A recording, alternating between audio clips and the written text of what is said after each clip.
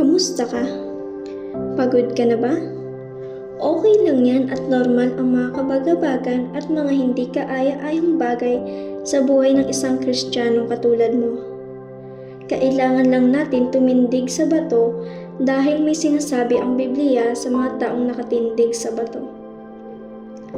Nasusulat sa Mateo chapter 7 verse 24 to 25. Kaya ang sinumang nakikinig sa aking mga salita at sinusunod ito ay maihahalin tulad sa isang matalinong lalaki na nagtayo ng kanyang bahay sa pundasyong bato.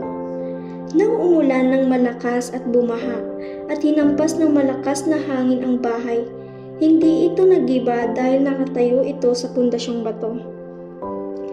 Binigyan tayo ng Diyos ng kapasidad na mamili kung sino ang ating susundan na nasa ating mga pagpapasya kung kanino natin ipagkakatiwala ang ating buhay na simbolo ng bahay na sinasabing sa talatang ito.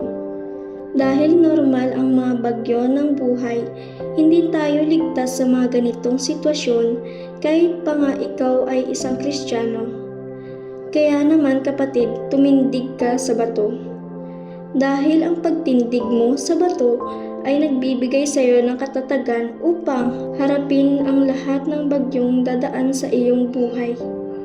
Kaya naman kapatid, maging mapanuri ka, ikaw nga ba ay nakatindig sa pundasyong bato? Dahil kung hindi ka nakatungtong sa bato, mawawasak ka ng bawat bagyo.